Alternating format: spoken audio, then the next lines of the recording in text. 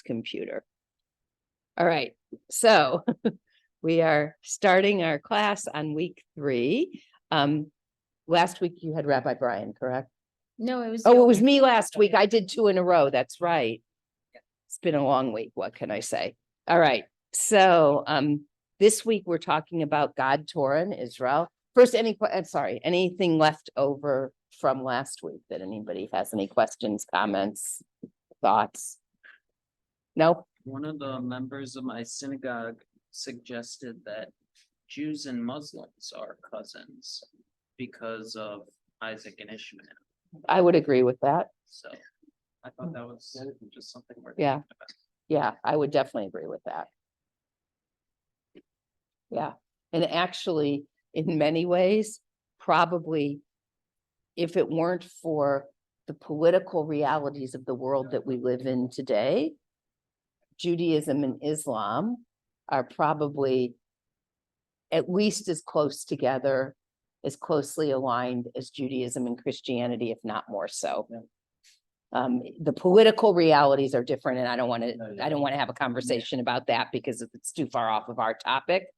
But in terms of the pillars of Islam and the way that the importance of what we would call tzedakah in Judaism are very similar, and there's much that we have in common. So I would totally agree with that. Again, excluding the political realities of the world. Yeah, I would absolutely agree with that statement. Okay. So when we talk about Judaism, to me, there are 3, if we had a table of Judaism, there are 3 legs to that table. And when I say that, I mean that God, Torah, and Israel would be the foundation of what Judaism is and of what's most important in Judaism. And simply God being the belief in one God and that God is a unity. Torah being not just the first 5 books of the Hebrew Bible, which in Judaism is the Torah, but also Torah being the story of the Jewish people up through today. So in a broader sense of the word Torah, of who we are as a people, how we connect as a community, and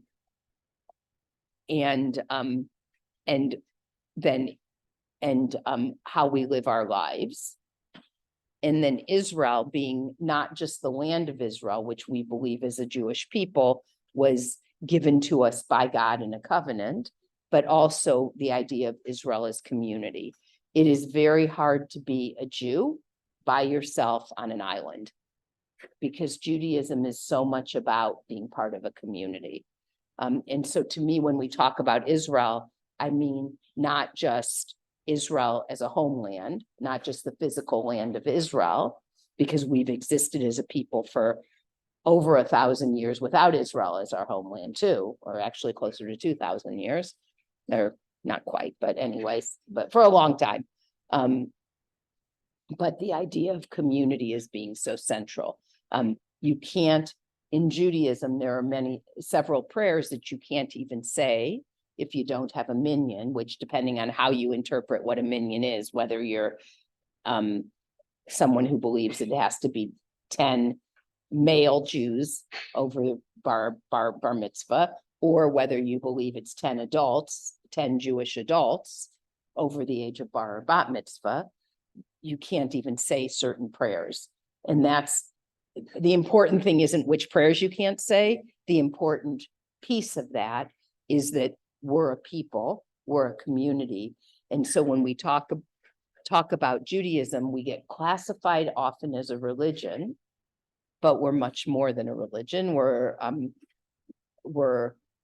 a people, we're a civilization, we're a community with our own unique language, our own unique culture, our own unique heritage, our own humor, all of the aspects that make up a civilization.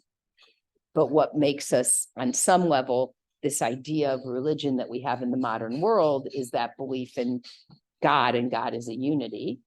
Although you can still be a Jew and not believe in God at all. Because it's also what makes somebody Jewish is if you're born of a Jewish mother or a Jewish father, depending on which movement you're a part of, or you convert to Judaism according to certain principles, but there's not a faith statement that you can say. It's not like, oh, I decided I want to be Jewish, I will say this and it makes me Jewish. It's, as you all know, it's studying to join a people and be part of a community. So it's much more than just a religion in that sense. It's part of really throwing in your lot with the Jewish people. So, yeah, let me stop there for a second. First, any thoughts, questions, reactions to that? About 2 weeks ago. Was that the reason why they didn't do the student prayers? Because they weren't enough? Yeah, Where was this at? well, we had 10 people at Shabbat services. Where? on Friday night at Beth Shalom.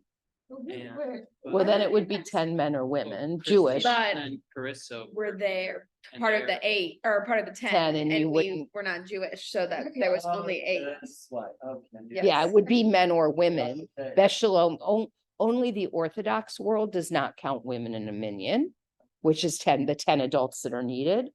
But you couldn't, you have to be Jewish in order to count in a minyan. That's, I There didn't was- understand that. There was one lady who really wanted to say the know. Misha Beira, Yeah, and No. the No, Mourner's Mourner's Cottage, because Misha Bayrock, you don't Okay, need a we minyan, were yeah. Scottish music, and the service leader had to say, we can't. do We that." can't do it because you didn't have 10 Jewish adults. I learned something. Yeah, I was wondering, yeah. Interesting. yeah. Yeah, so that's where that's coming Yeah. from. Yeah. That's a really good. So I guess we messed up the whole thing. Well, no, actually, it wouldn't have mattered if you weren't there. You still would, they still wouldn't have been able to say it. So it really wasn't about you. If you'd been there or not been there, it wouldn't have, I mean, it wouldn't have, even if you hadn't been there, they still couldn't have. So you didn't mess it up. As a matter of fact, if you choose to finish the conversion process, you'll be able to Yeah. be part of that minyan once your conversion is final. You will be part of that minyan, yes. So I know that like, different denominations, like view who counts as a Jew through conversion differently. Like if someone like converts to Reform, would that cause issues if they were like in a group that had a more Orthodox view of the Jewish person? So according to traditional Jewish law, it shouldn't, but according to the political reality of the world today, most congregations will the non-Orthodox world will most likely recognize any conversion from an Orthodox or a non-Orthodox rabbi. And if someone walks in and says, I'm Jewish, I can, even if you were to say I converted to Judaism in the non-Orthodox world, your conversion would be recognized pretty much universally in the non-Orthodox world. However, the Orthodox world will only right now, and it's a political reality because it is not what Jewish law says traditionally. The Orthodox world does not, for the most part, recognize the conversions of non-Orthodox rabbis. Even if it's been any conversion that you would go through here is halachic, which means it's according to Jewish law. The principles that we observe for a conversion match what Jewish law says about a conversion. So halachically, you actually should be recognized as Jewish. However, the Orthodox world, because of the political realities, will not recognize that conversion. And most likely, again, this can change right now in terms of the law of return, which means if you wanted to make aliyah, any Jew is considered it can make Aliyah can move to Israel and get immediate citizenship. Right now, unless it's changed already, but right now, the reality is if you convert to Judaism, you can go to Israel and be accepted as a Jew for a law of return. However, the political reality is that you would be legally accepted as a Jew and you can make Aliyah according to the law of return. Because the law of return just says if you're Jewish, it doesn't say if you've says if you are a Jew, you can be granted immediate, you can be granted Israeli citizenship. The political reality is you can do that, but the Orthodox rabbinate in Israel will not recognize you. So if you go to Israel, you make Aliyah, you would be accepted for the law of return. However, if you wanted to have any kind of a life cycle event there, so let's say you want to get married in Israel, and let's say you've made Aliyah, you want to get married in Israel, the rabbinate, only the Orthodox rabbinate has jurisdiction there. So only an Orthodox rabbi could, like I could go there and marry my husband if I wasn't married to him already. And the Orthodox rabbinate would marry us because we're both Jewish in their eyes. If you as a convert were to go there and try to get married, they would not recognize you to marry you, except if you had an Orthodox conversion, which according to Jewish law is not right in any way, because number one, Jewish law says, I think I may have said this last week, I can't remember. Jewish law says that you don't remind a convert that they're a convert. Once somebody has converted to Judaism, they're a Jew, and you're not allowed to remind them that they're a convert in the same way that if you have a child who's adopted, you don't call them your adopted child. I thought my mother saw that. Yeah, you don't call a child, oh, this is my child over here, but this is my adopted child. You wouldn't introduce them that way. In the same way, you don't once you're a Jew, you're a Jew. It's against Jewish law to say, hey, this is a converted Jew. There's no such thing as a converted Jew. Like let's say a person is born Jewish and their spouse is not, would that make a difference too? What do you mean? If let's say in a couple, one of the couples was Jewish and the other one was converted and they went to, would they be get married? Yes. So we couldn't say to you, you're not called a converted Jew once you. No, I know that, but what I was wondering is, does it have to be, like you said you and your husband could get married, but could it still be like a person that's Jewish and a non-Jewish person? That's what I'm saying. The Orthodox rabbinate would not accept it unless they converted with an Orthodox rabbi. Oh, okay. So if you converted with an Orthodox rabbi, it was an Orthodox conversion, the rabbinate in Israel will accept it, but they shouldn't be allowed to do that because you're not allowed, like when you convert, you're not a converted Jew, you're a Jew. There's no such thing as a converted Jew. Once you're a Jew, you're a Jew. But the political reality of the world is that the Orthodox rabbinate is actually going against Jewish law or halakha, which is Jewish law, when they remind a convert that you're a convert. By not accepting your conversion, especially if it's a halakha conversion. If you were to convert, so not all rabbis do, not all non-Orthodox rabbis follow a halakhic conversion. So if there was a non-halakhic conversion, okay, we could have a discussion as to whether or not that would be okay to, but you're having a halakhic conversion when you convert with Rabbi Brian and me. Sure. So they should not be able to, you're not a converted Jew at that point, you're a Jew. No. And so no one should be allowed to call you a converted Jew. It's wrong. And no one should be saying to you, hey, I heard you converted. No. It's wrong. Doesn't mean it won't happen, because the reality and the philosophy are two different things. But once you're a Jew, you're a Jew. As a matter of fact, you can even go the opposite way. If there's actually no converting out of Judaism, I think we talked about this Yeah, last I- week. You actually can't convert out. I think that was the first week we talked about. that. Yeah, that's right. Rabbi Brian brought it up the first week. My reform rabbi back in Chicago won't do interfaith marriages. So some people Right. could agree or disagree. That's a whole different issue.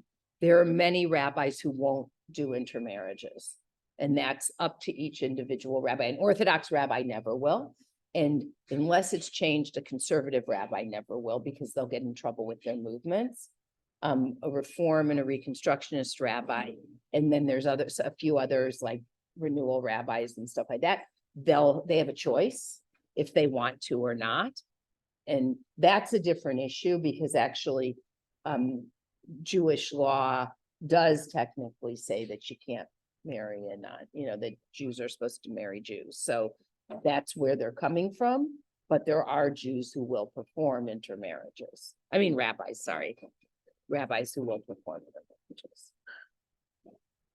And that's actually, within Judaism, that's one of the areas where Reform rabbis will disagree with, if you're a Reform rabbi and you won't do interfaith marriages, you're going to disagree with those who do, and vice versa.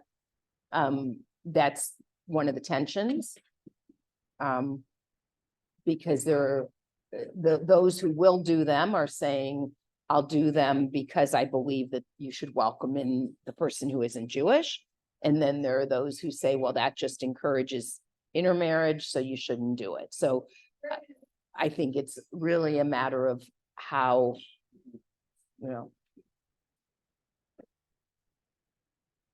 so, yeah. Okay. Yeah, questions, comments about that? Yeah. For halak, is that pronounced that right? Halachic? Halak? Yeah. For a conversion for that, so how long does that generally take? Like, genuinely wondering, like, what's the timeline for that? So any conversion that we're saying for us it's going to be a little bit different depending on who, but it's about a year, because for us, you have to take both semesters of the basic Judaism class, and you have to be involved in the Jewish community. It's not enough to just know about Judaism. You have to be involved in the Jewish community. So any of us are going to say to you, like, whether it's Rabbi Brian or me, we're going to say you need to be involved in the Jewish I know that it's community. rock service, like, Yeah. when I mean, thought- nobody's testing you, Oh, it's not but it's like just that. an idea of that you're getting involved Ah, Jewishly. okay. I thought like it was No. No, nobody's literally like, no one's keeping track of your attendance, but like if somebody came and they just came to classes and didn't get involved either here or at Beth Shalom, in our case, just because it's here, then they really wouldn't be ready for conversion, because it's not about just it's not enough to learn Yeah, I feel like. about Judaism. You have to be a part of the Jewish Right. community, because, we're saying that this is part of being a community, a part of being, Judaism is a community, it's a people. You can't really sort of, so to speak, throw your lot in with the people And then if it's you like- aren't yeah. involved in that community. So it's important to be involved in the community so that you can be comfortable with the Jewish world and the Jewish community, as well as, so you want to know about it, but you also have to be a part of it. Right. Um, If anyone So- in sports, but let me know when NHL season starts, let me know, because like I need people to watch hockey with in general. Oh. I saw NHL and they're like, ooh, people to watch hockey with, that's right. So I need to find, that's a good way, I guess that's a good way to get involved. That is, I Yeah. like hockey, and it's a good way for me to get involved, because I like hockey in general. In the first class, I literally had the hockey, bring my background in that class, a few questions. so anyway, but, so Sorry. to get So, off yeah, tangent. yeah, so, but anyway, so we definitely would want to say, get involved with the community, be part of the community. And I guess some of the big things, if we sort of take a step back and look at what, God, and I think I had said before, if you say, I don't believe in God, and you're Jewish, there are Jews who don't believe in God. There are that doesn't mean you're not Jewish anymore. However, Judaism is is a civilization that is based on the belief of one God. So it doesn't matter if if you want to say, look, I don't believe in God, I question God, I'm not sure if I believe in God, that's not going to, as somebody who's born a Jew, that's not gonna, that doesn't throw you out of the Jewish community. Right. However, Judaism as a whole is one of the three legs to the table, is a belief in God and that God is a unity. Now, and again, technically, if you say, hey, I believe Jesus is the Messiah, technically, if you were born a Jew, you're still a Jew. You're just a heretical Jew at that point. But Judaism as a whole is not going to accept Jesus as the Messiah. And most Jews, actually, the bulk of Jews are going to say, you can't do that. And it's just an accepted common, it's sort of like, you can't believe in Jesus as the Messiah and still be a Jew. Right. But if you're born a Jew, you kind of are a Jew, even if you do. Yeah. But Right. most Jews, like, it's believing in Jesus as the Messiah sort of doesn't fit within Jewish thought or belief, because in Judaism, and this is actually really important because we're in this period of Rosh Hashanah and Yom Kippur, we believe as Jews that, like, the idea that someone would die for our sins doesn't make sense. Not that I understand a belief in Jesus is much more complex than that, and I'm not trying to make that, but the idea is, and that's what Rosh Hashanah and Yom Kippur are all about, is that we're all responsible for our own actions. Right. And that we don't believe as a Jewish community in original sin. We don't accept original sin. We don't believe that we're sinful in nature. We believe that we're neither bad or good, and that nothing in and of itself is bad or good. It's all what you do with it. Like a choice Yeah. between- Every single thing, like, it's actually, every single thing. It's not that, like, it's not that the, like, for example, it's not that whether or not you steal. It's like, It's not about whether or not if you take money from someone else, you're stealing. Right. If it doesn't make you a bad person, but you have broken, you're not supposed to steal, but you can at any time choose to go to the person you've stolen from, for example, and say, I did something wrong. I stole from you. Let me make amends for what I've done. Let me return what I've given you. I can give you interest on it, whatever it is. And then I can ask God for forgiveness. But that's up to me as an individual to do that. And anything in our lives, that's what Rosh Hashanah and Yom Kippur is all about. You begin during this period of time to think about what you've done wrong in the past year, to ask those you've wronged for forgiveness, and then to make amends for that. And then and only then can you ask God for forgiveness and can atonement be achieved. So it doesn't make sense in a Jewish perspective to have somebody who has, again, this is not a value judgment of right or wrong. I'm not talking about right or wrong. I'm not saying this is wrong, but I'm saying in a Jewish perspective, it doesn't make sense to say Jesus died for my sins, because I'm responsible for my own sins and I don't believe in original sin. yeah, So, and sex is not evil. right. Sex isn't basically bad or good. It's all what you do with it. Right. As a matter of fact, in Judaism, having a caring, committed relationship and having children doesn't mean they have to be children that have been born from you, but having children, raising the next generation Right. is a very important aspect of Judaism and community. So sex in Judaism is not seen as sinful. It's not that you're making a compromise in order to have sex. Now, having, like, raping somebody, clearly That's you're bad. not having respectful sex, but it's not the sex that's wrong. It's how you've treated the Yeah, person. it's treating- So and that's like, sexuality is not evil in Judaism. There's nothing evil at all about sexuality. we can misuse sexuality and then the way we've misused it, it can be bad and wrong, Right. but it's not the sexuality that's wrong, it's what we've done with it. I have a weird question. Mhm. What about, like gender identity in Judaism? So again, it depends on who you ask. Sorry. No, it's a great question. I'm glad you asked it, actually. With gender identity, the non-Orthodox world is going to be welcoming and accepting to all and will support anybody's gender identity choices.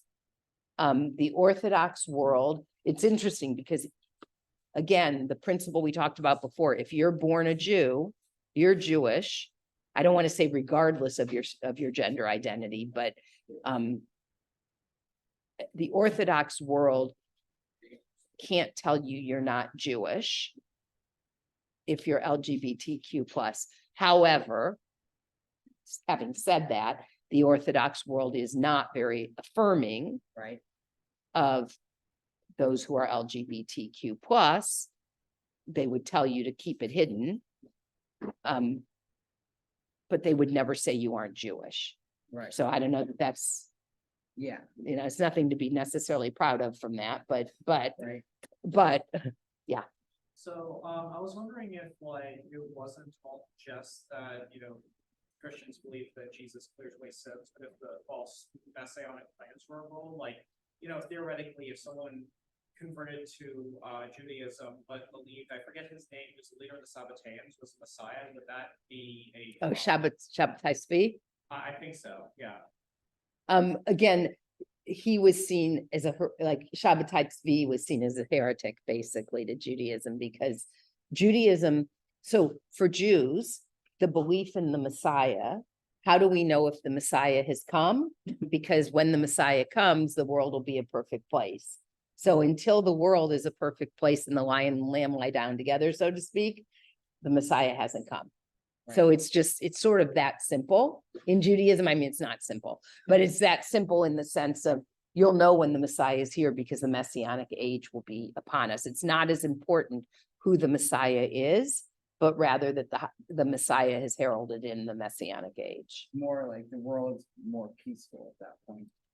Right. I mean, whatever the Messianic belief is, that Messianic age will be here, but it'll only be here when the Messiah has come. Right. So like for, again, like to go back to what we were saying about Jesus, for Jews, we don't believe that Jesus has come because we don't have a Messianic age here. Right. When the Messiah comes, we'll have a Messianic age. And it doesn't so much matter who that Messiah is, as much as it matters that the Messianic age will be upon us. And again, that's not a value judgment, and that's not saying that others are wrong. Actually, Jews, I may have said this last week, other than the political reality that we live in a country that's predominantly Christian, so we often have to defend ourselves as Jews. For the most part, other than that political reality, doesn't really matter to us much what other people believe, not in a mean way, but like, I don't need to prove to other people that they're right or wrong, because we believe everybody has a place in the world to come as long as they're living a righteous and a good life. Right. So it's not a zero-sum game in our minds. So it's like, But a political reality makes that different. Yeah. But a philosophical reality, so it's like, if you're a good person, if you treat the world good, you're good. Is that? pretty much. Yeah. Yeah, pretty much. So, and but we believe with God that, we had a covenant with God, that God will be our God and we will be God's people. Right. And the way that we know that was that we were given the land of Israel. Now, there are many who would say, we messed up and that's why the land was taken away from us. And that there are those who would say when the Messiah would have believed that when the Messiah came, we'd get Israel back, but we got Israel back sooner than that.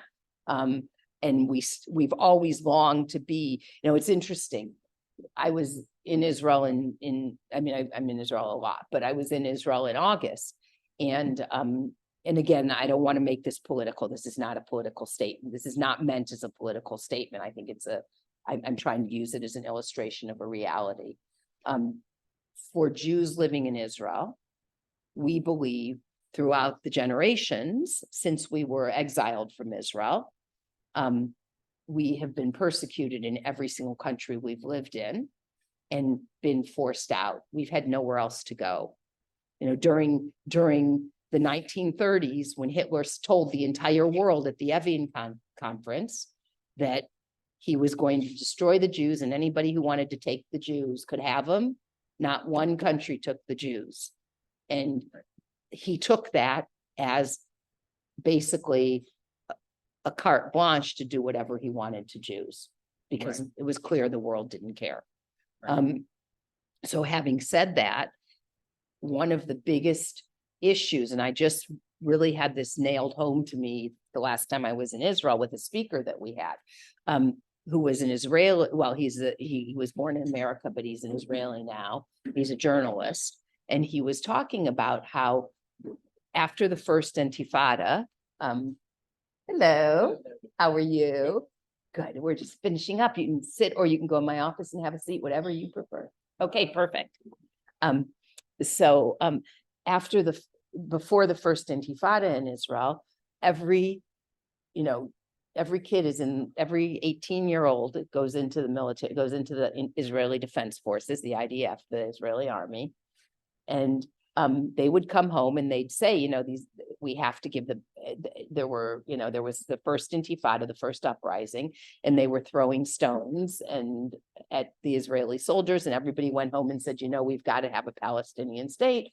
So that's how the first peace came about, because the Israeli government and everybody said, you're right, we got to do this. We've got to figure out a two-state solution. The Palestinians need a state also. And basically, after the Accords, Camp David Accords happened, Palestinians were well on their way to statehood. Arafat had every demand he asked for, he got. And then several years later, there was the second Intifada. And Israelis were absolutely floored because they said, we've given you pretty much everything you wanted. We're ready to give, to have a Palestinian state and a Jewish state. We don't understand what happened. And what this speaker said, and I actually think he's right, he said there was a serious miscalculation. The second Intifada was about getting Israel from the river to the sea, from the Jordan River to the Mediterranean Sea. And the Israelis never expected that because they'd given everything Arafat asked for. And what the Palestinian government, what Arafat was thinking was, it was kind of like when the French took Algeria, the Algerians wanted all of Algeria back from the French. And because they had to put the French could be kicked out of Algeria, they had France to go back to. And Algeria wanted Algeria. But when you want to kick the Jews out of Israel, we have nowhere else to go. Israelis have nowhere else to go because no other country in this planet is willing to take the Jews. Right. And even in America, like, most Jews feel as though right now, do I feel like nothing could ever happen to the Jews in America? I don't feel that way. I don't feel 100% safe in America as a Jew. I never have, I never will. Because I know my history as a Jew, and I know that everywhere Jews have ever been, we've been kicked out. May not happen today or tomorrow, but ultimately we've been kicked out of every single country that we've ever been in as a people. Yeah, it's like, because I read that book, The History of Judaism. I was, I did that, but to just read it out. Yeah. Yeah. And that's why Israel's so important to the Jewish people, because, and when the speaker I heard was Habib Gore, and when he said that, I knew that in my head and I knew that in my heart. But when he said that, the reason the Israelis couldn't understand what the Intifada was about because we have nowhere, he said, I, as an Israeli, I have nowhere else to go. I'm not like I'm not like the French who took over Algeria, who could go back to France. He said, I have nowhere else to go. Israeli Jews have nowhere else to go. Just like I, as an American Jew, I'm safe here right now. Doesn't mean I'll be safe here tomorrow. I don't expect to be, and I don't mean literally tomorrow, but I don't expect Jews to always be safe in America. Right. I really don't. I can't, not based on my history. And so that's why Israel is so, I mean, Israel is important to the Jewish people because we see it as the covenant that God gave us, and it's part of that covenant. And that's sort of the actualization of the covenant with God, but it's also because I don't think, and again, I could be wrong, but I think the majority of Jews know that wherever we aren't going to be, there's always something in the back of our mind that's, would we really be safe wherever we are? Because we haven't been. Right. So I think that's both of those reasons are why Israel is so important to the Jewish people. Now, we can argue about what Israel should do and whether there should be land for peace and all of that. That's irrelevant to this conversation. Right.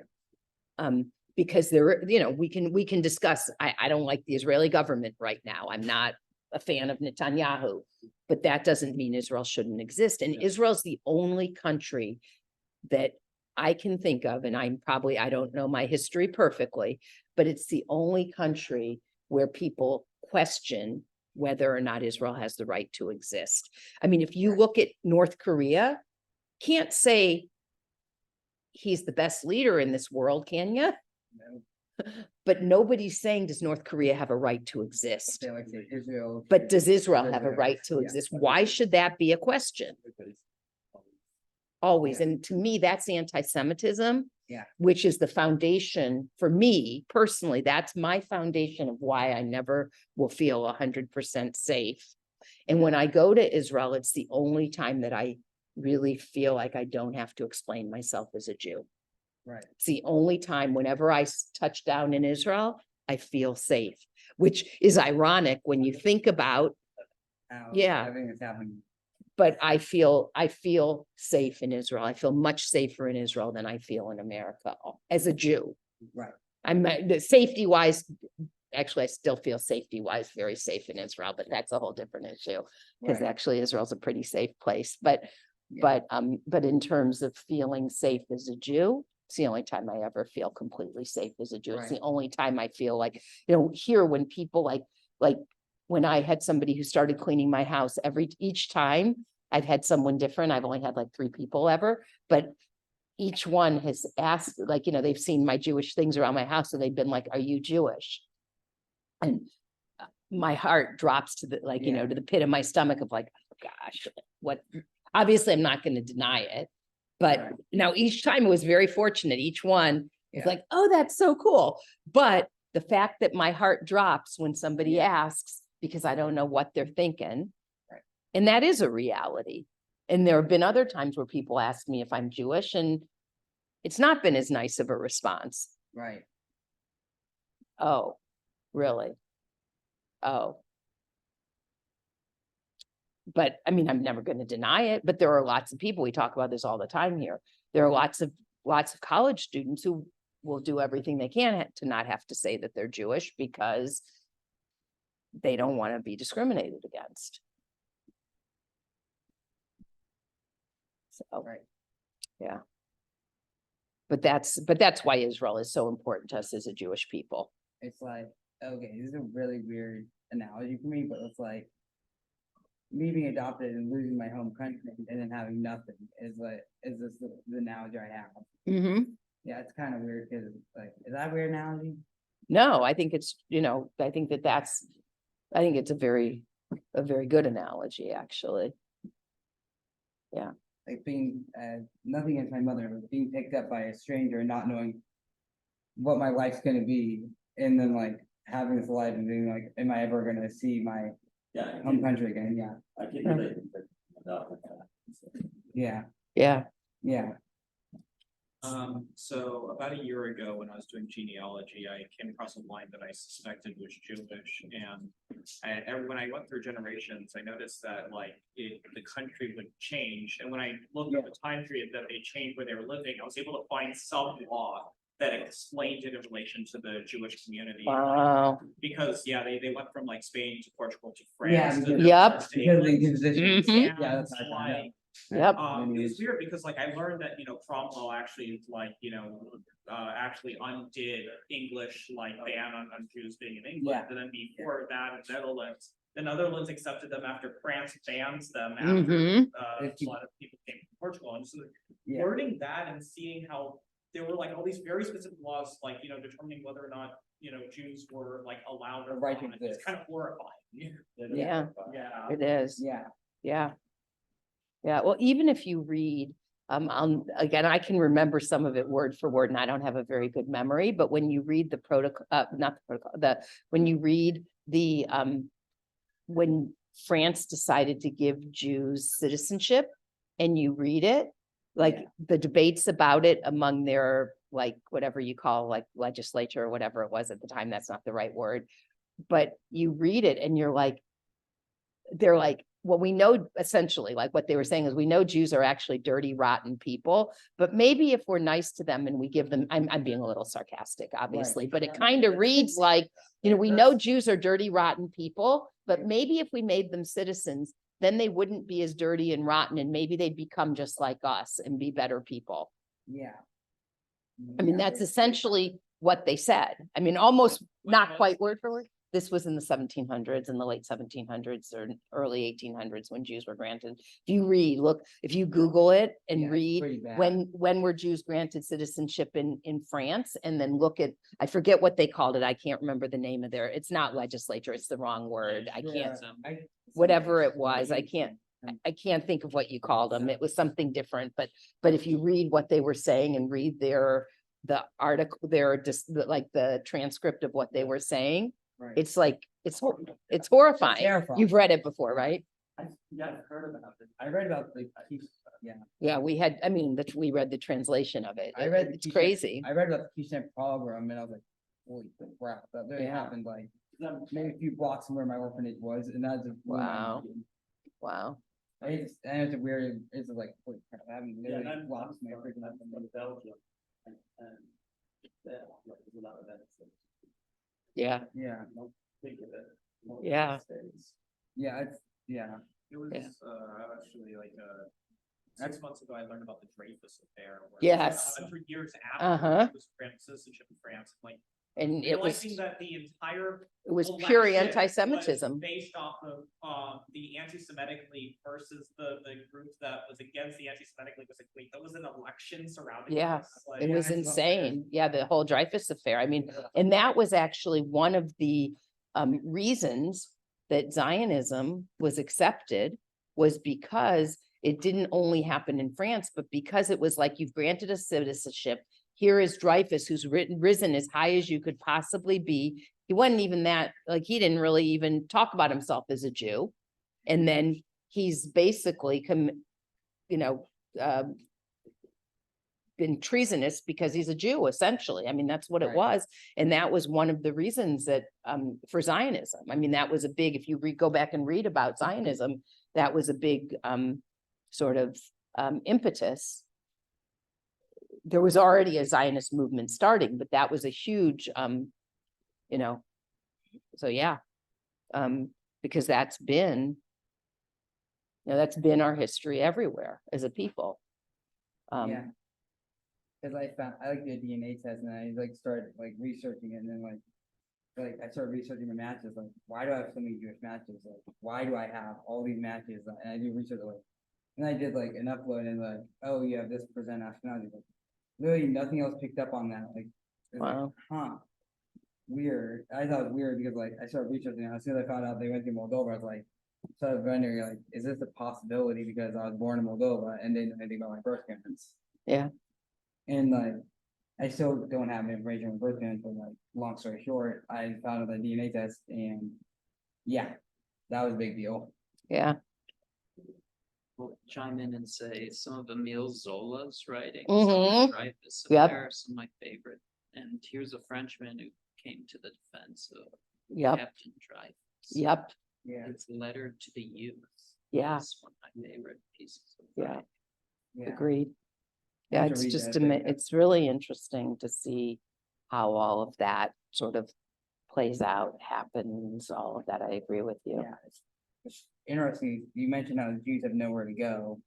Well, my mother likes to remind my adopted mother, like, well, you can't go. It's like you can't get out of America. There's nowhere to go. It's like, believe me, if I could, I would.